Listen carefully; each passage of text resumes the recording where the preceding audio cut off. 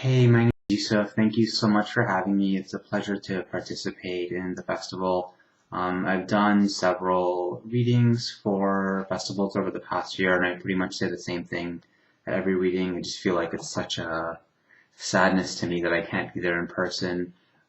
So I hope that I get a chance to meet some of you in person in another year when our global situation is a little bit better.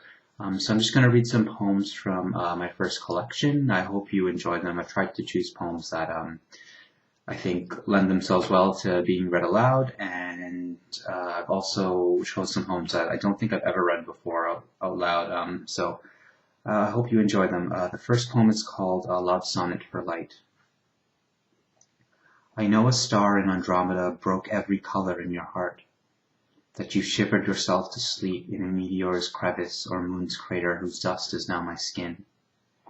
Beyond my finitude you dream a wave and particle at once. Know I love the way you warm my fingers, pour guilt on my hardwood floors, bear the universe's stories through bedroom windows. I wish I could touch you, not like two electrons repulsing, nor within the semiotics of language, but hold you how I hold a hand when I'm afraid, and close my eyes when you're naked. This one is called Amperage. Why can't we harness sound for energy? Skyline powered by Chopin, soliloquies brew our morning coffee. I understand the science, vibration wattage, yet my hands tremble to Shelley's chorus while I shiver Arctic sounds. Diminuendo gathers us to places without railings, of nearly transcendental feelings. So how can children's screams not turn an oven off? And we could animate our cars with lovers' arguments, a mother's non-stop babble jolt a Macintosh, a faucet's dribble fly a warplane. I would whisper, lay your sleeping head, my love, to flush the toilet.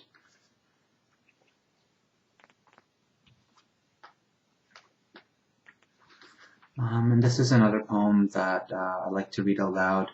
It's one that I wrote when my dad was in the hospital several years ago, and our family didn't know if he was going to make it, so I was just kind of confronting a lot of emotions and ideas that I don't think I'd ever had been face to face with before in my life.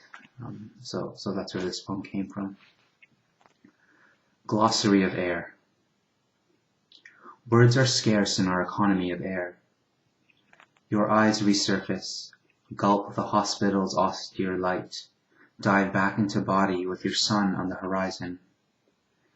We never finish the library, but each of us must decide on a book to be buried with. Winds practicing scales above the deserted parking lot. You share memories made of air, flying into Montreal penniless. Years later, worn by physical labor, you nailed an office job, bought a semi-detached on Jane, thinking of air. I offer mangoes made of air, ripe, golden. From sentences you pluck them. Perhaps language feels unreal because we hold on to words but never touch them. Why history's poems genuflect to your single wrinkled finger, knuckle crumpled like a page I've fallen asleep on. The ivy's droplets pool midair, fall one by one, tiny knocks before God enters the phenomenal world. Your Bengali is made of air. Mine is broken. You perform tayammum with a black stone, unearthing your own father's language into prayer.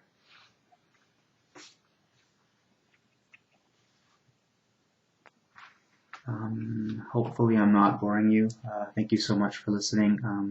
I think the next two I'm going to read are sonnets. This one is called Semana Santa.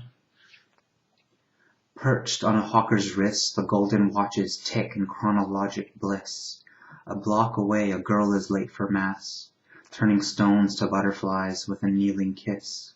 She trails a monarch to the church, watches from the door as her mother's crinkled fingers perch on Jesus's knee, parched lips praying so earnestly in devotion.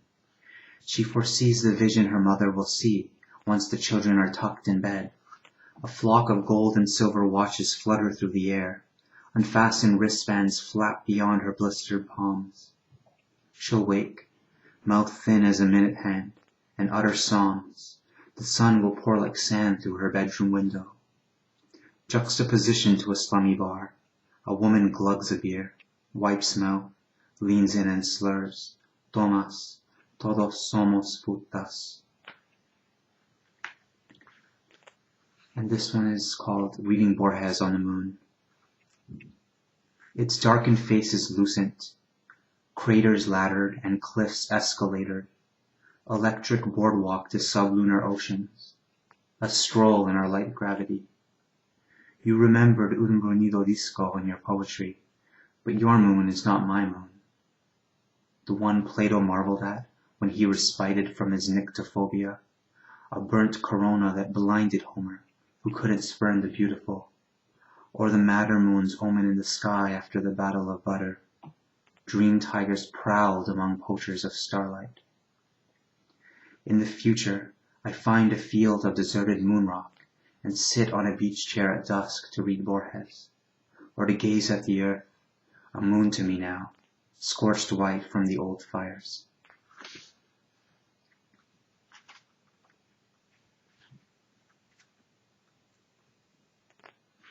I'm just going to read a couple of more.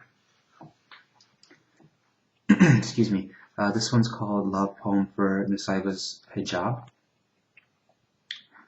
Cloud flesh gaped, and skies above Uhud revealed the moon's kneecap. Survivors crawled among the dead, eyes salivating. Your cotton hijab, cotton wind moan spelled a threnody in Arabic, while an angel told the moon across the sky. Behind you, mountains flexed muscled limbs, shadows were cubic patches, yet no stare claimed your body. Pupils slithered down your cotton veil, scrambling for a form to fix you.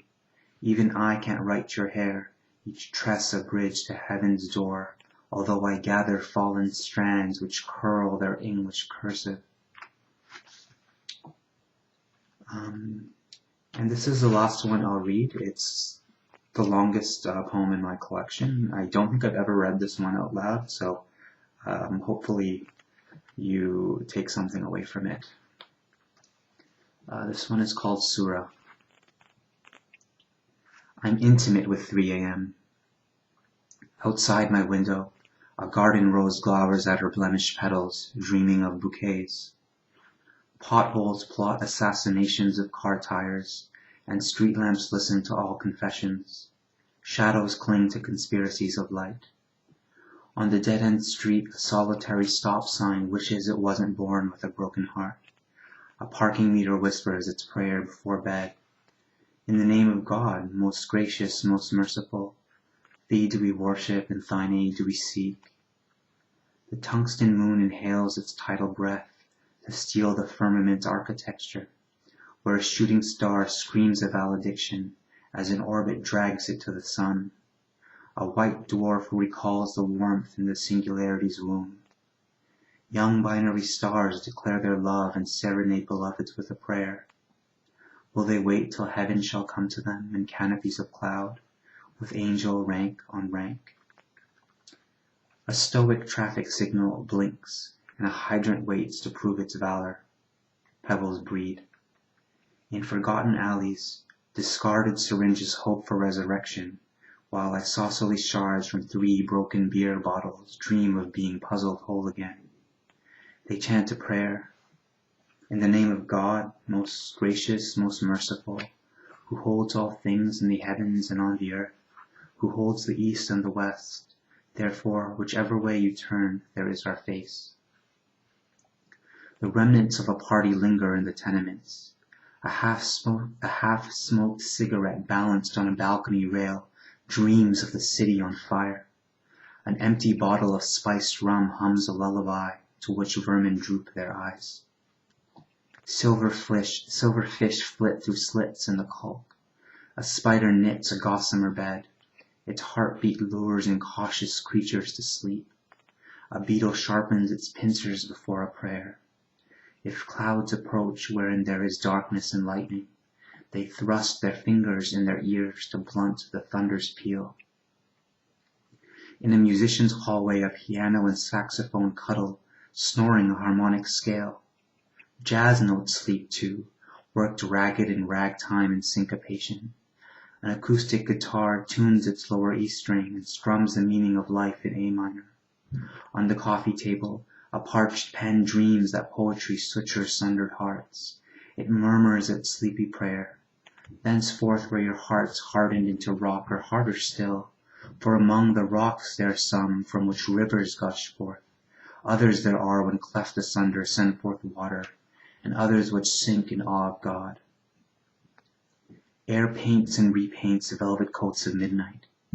Everywhere, light flees itself to nap, and all sound suicides in silence. Even crickets pause their endless task of sewing the world into song. The city so quiet, a grain of sand's heartbeat echoes from a deserted playground. In my neighbor's kitchen, a grape starves itself into a raisin and bananas curl in post-coital penumbra. But it's almost 4 a.m.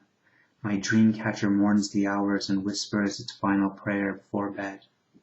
In the name of God, most gracious, most merciful, guide us on the moral path, the path on whom thou hast bestowed thy grace, whose portion is not wrath, nor those who go astray. Thank you so much for listening. I hope you enjoyed, and I hope I didn't overstay my welcome with the very long last poem. And I hope you enjoy the rest of the time at the festival. And again, I also hope to see many of you one day in person. There's a lot of hopes in there. Take care. Thank you.